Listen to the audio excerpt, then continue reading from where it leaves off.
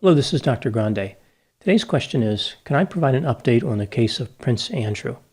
Just a reminder, I'm not diagnosing anybody in this video, only speculating about what could be happening in a situation like this.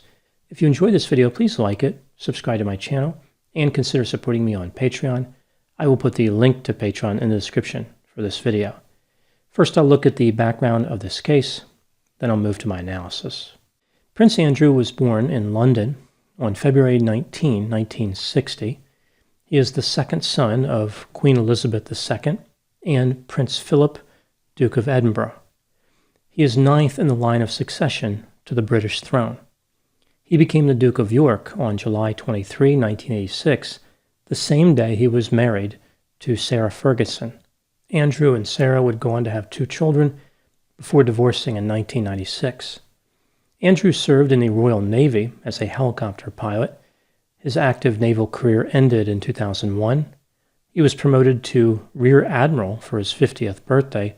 5 years later, he was promoted to Vice Admiral.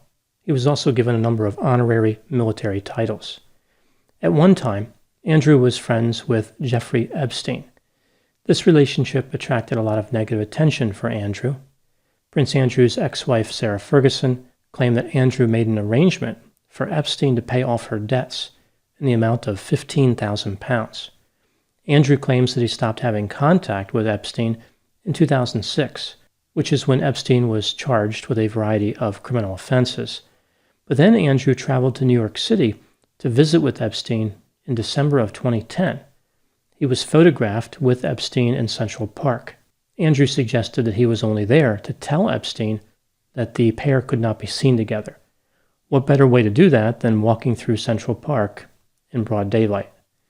In the summer of 2014, a court filing made in Florida contained an allegation against Prince Andrew. It accused him of having sex with Virginia Giuffre in 2001, who at that time was known as Virginia Roberts. She was 17 years old at the time of the alleged incidents. She said that Epstein forced her to participate in sexual activities with Prince Andrew on 3 occasions in 3 different locations: London, New York City, and the U.S. Virgin Islands. Giuffre said that Epstein paid her $15,000 for the activity in London. There was a photograph that was taken in London featuring Prince Andrew, Giuffre, and Ghislaine Maxwell. Prince Andrew would later say that his people have not verified the authenticity of the photograph. He doesn't remember the photograph being taken. Andrew said he doesn't remember ever meeting Giuffre. Andrew gave an interview to the BBC in November of 2019 that can only be characterized as disastrous. This is where he talked about not remembering the photograph and having no recollection of meeting Giuffre. Andrew made a number of statements during the interview that hurt his already damaged reputation. A few examples. He claimed that he could not remember key events, which seems convenient under the circumstances. He said that he stayed with Epstein in various locations all around the world, but at the same time, did not really know Epstein that well. Andrew talked about incredible opportunities that Epstein made available to him. Andrew downplayed how Epstein was always surrounded by young females. First he said he never saw them. Then he claimed that he just figured they were staff. He never had any type of meaningful conversations with any of them. Andrew implied that he was too honorable to end his friendship with Epstein over the telephone. That's why he decided to meet Epstein in person in New York City. Prince Andrew said that phones are for chickens. Giuffre had mentioned in her accusation that during the meeting in London, Andrew was sweating profusely. Andrew indicated that during his service in the Falklands War, an adrenaline overdose led to a condition which made it impossible for him to sweat. There is no scientific reason to believe this is true. Andrew was asked if he ever had sex on a property owned by Epstein. Instead of saying no, Andrew said that he racked his brain and could not remember ever doing that. Andrew said that he was willing to help the authorities, but later a U.S. attorney said that Andrew provided zero cooperation with federal prosecutors and the FBI. It would seem that during the interview, Andrew made a promise he did not keep. Andrew implied that the only reason he was ever friends with Epstein in the first place was because he had a long-standing relationship with Ghislaine Maxwell. Maxwell would be convicted of serious offenses in December of 2021. Andrew was trying to dodge Epstein by running to Maxwell, but this was like trying to escape a lion by knocking on a tiger's door. The interview created a public relations nightmare. That same month, all of Prince Andrew's public duties were suspended. Andrew had once been involved in a number of charities and other related activities. Much of that came to a stop. In June of 2020, Andrew's situation somehow became worse. This is when he realized that he was a person of interest in a criminal investigation in the United States. It was rumored that he canceled a trip to Spain after Maxwell was arrested because he was worried that he would be arrested in Spain and extradited to the United States. In August of 2021, Gouffre filed a lawsuit against Andrew for unspecified damages. There was a lot of drama over the legal documents being delivered to Andrew, like perhaps he was trying to avoid being served. Andrew's attorney said that Andrew unequivocally denied all the false allegations and asked the court for a dismissal. Apparently, Gouffre had settled a lawsuit with Epstein in 2009, which precluded her from suing other potential defendants. The attempt to get the case dismissed was not successful. The case now moves to discovery. Andrew will have to answer questions under oath. In January of 2022, Buckingham Palace announced that Prince Andrew must relinquish his military titles and royal charities. He would continue not to undertake any public duties and is defending this case as a private citizen. Prince Andrew can no longer use the style, His Royal Highness.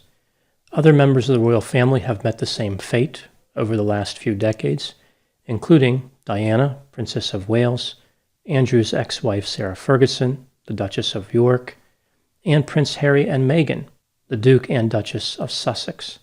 Andrew also lost several military titles. A few examples: Colonel-in-Chief of the Royal Lancers, Commodore-in-Chief of the Fleet Air Arm, Colonel-in-Chief of the Royal Island Fusiliers, Colonel-in-Chief of the Royal Irish Regiment, and Colonel of the Grenadier Guards. I'm sure all of those Grenadiers, Fusiliers, and Lancers will be lost without the leadership of Prince Andrew. What does Andrew really do in any of these capacities? Like if he goes to talk to the Grenadier Guards, does he visit them once in a while and remind them that only chickens use telephones, or advise them against sweating? Do they really need Andrew as a colonel, or as anything? Prince Andrew is still the Duke of York and a Vice Admiral in the Navy. He remains a member of the royal family, but he cannot represent the Queen in any official capacity. It's not like he will approach the door of Buckingham Palace, put his key in the lock, and then realize it doesn't fit anymore, although that couldn't be any more embarrassing than what's already happened to him. Now moving to my analysis.